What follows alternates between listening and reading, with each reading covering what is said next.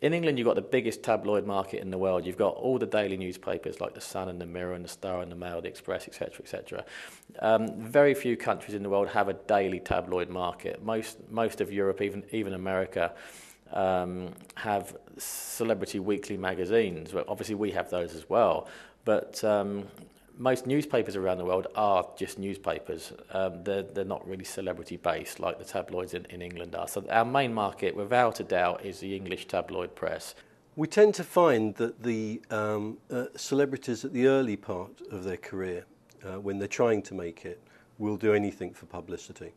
And they'll cooperate with photographers, with agencies like ourselves, with newspapers, magazines, any form of media that will help get them well known, because they want to be well known, because either for their art or for the more likely for the money, but they want to be well known, and so they cooperate with the media in order to get their face in the magazines, which will then hopefully get them roles in movies and on TV and the like.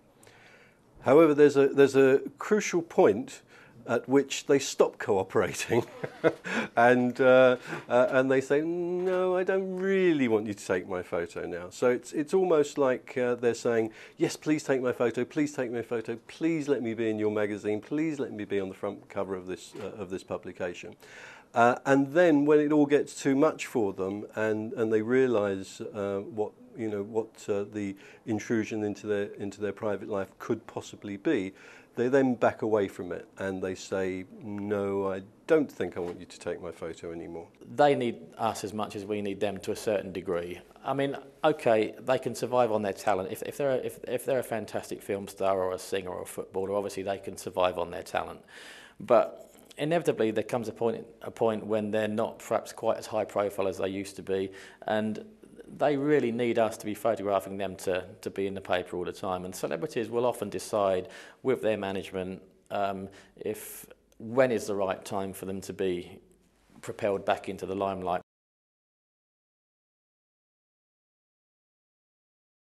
It was way back in 1999, and myself and a couple of my colleagues who I'm now in partnership with at Matrix, we took a picture of Johnny Depp one night, which turned out to be a lot more than what we bargained for. And essentially it was when Johnny Depp and Vanessa Paradis were first together. They hadn't been together for very long and there were very few pictures of them around. And we were tipped off that they were in a London restaurant together. And at the time I don't think it was even known that they were in London, so this was going to be a great picture to have. Just the picture we were looking for was Johnny Depp and Vanessa Paradis coming out of the restaurant together. And it wouldn't have been worth a huge amount of money, but it would have been a nice picture to have. It would have sold around the world, and it would have been great. As it turned out, Johnny Depp found out from inside that we were waiting for him outside and decided that he didn't want us to have the picture that we wanted. So he sent Vanessa out with the bodyguards. They put a blanket over her head, bundled her into the back of her car. Nobody got a picture. Then Johnny himself comes out. He'd obviously been drinking all night and he's, sort of pretty wound up. And he comes out carrying a big lump of wood and starts trying to club us in the street. And so as he's trying to club one of the photographers, another one's taking pictures. Purely by coincidence, a police van went past on his way back to West End Central after a night on the town. And they just saw what they probably thought was a complete lunatic chasing people up and down the road, clubbing them. A couple of policemen jumped out, and our resulting picture was 2 London policemen in flak jackets, Johnny Depp in the middle in handcuffs, carrying this big lump of wood, and subsequently we had a picture that made tabloid front pages all over the world and made us enough money to actually start Matrix. So that's really how it all started.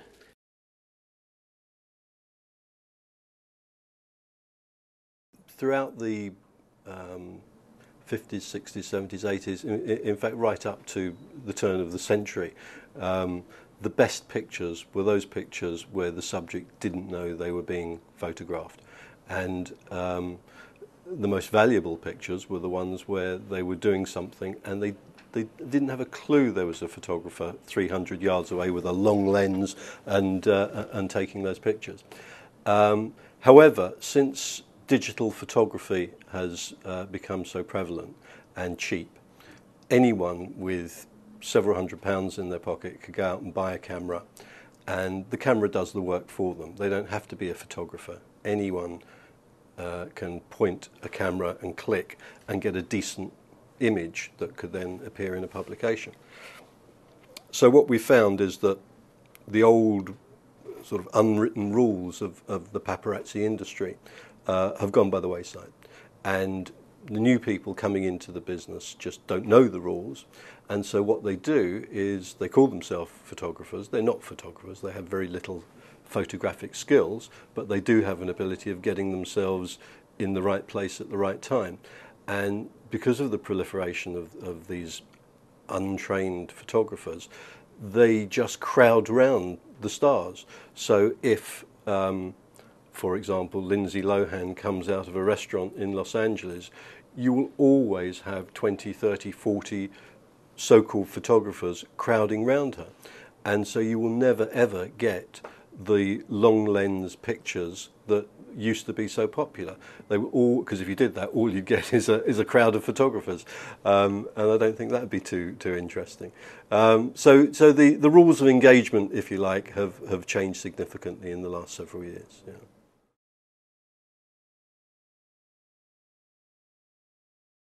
I think a lot of it has changed with the generation and movement of the media, first of all, which is that something can happen, it can be in the media a minute later, and it also can be across the world a minute later.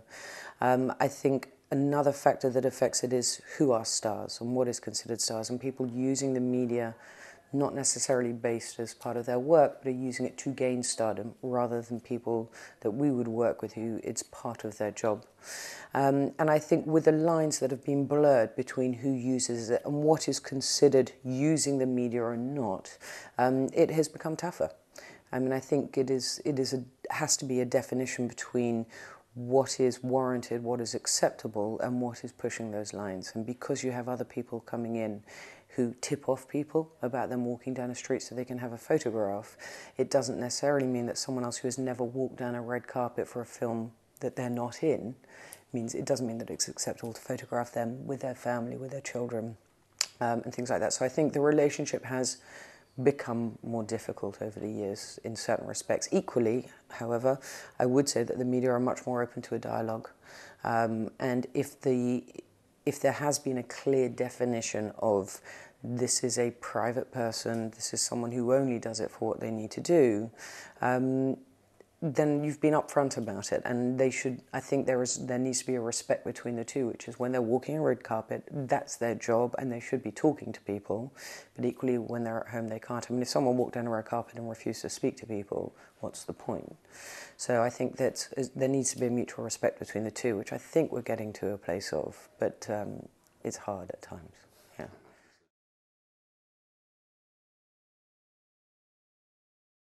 I thought that sitting in a photo booth is actually the commonest way of having your picture done. And so many people have to have their passport pictures done. And it's the simplest way.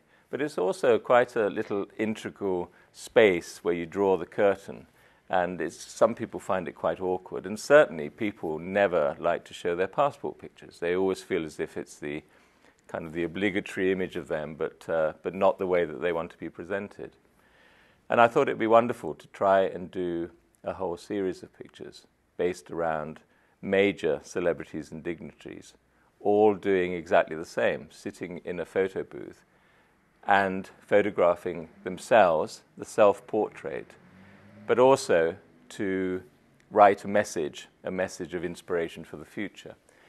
Funnily enough, only a few months after that experience with my daughter in the photo booth, I went to see UNICEF, who were asking me to help them do a number of projects.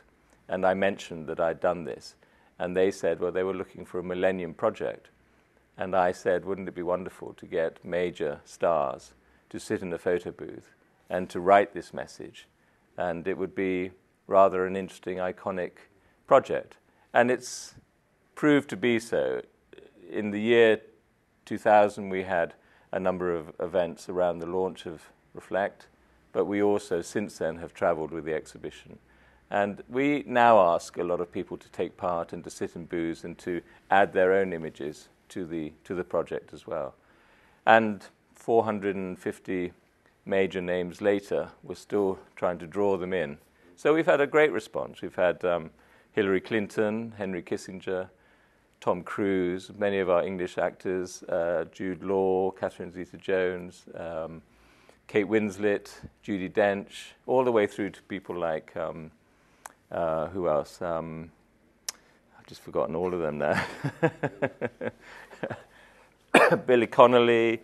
And I think what was attractive to them was the fact that they were all part of a very simple project, which wouldn't take a great deal of time.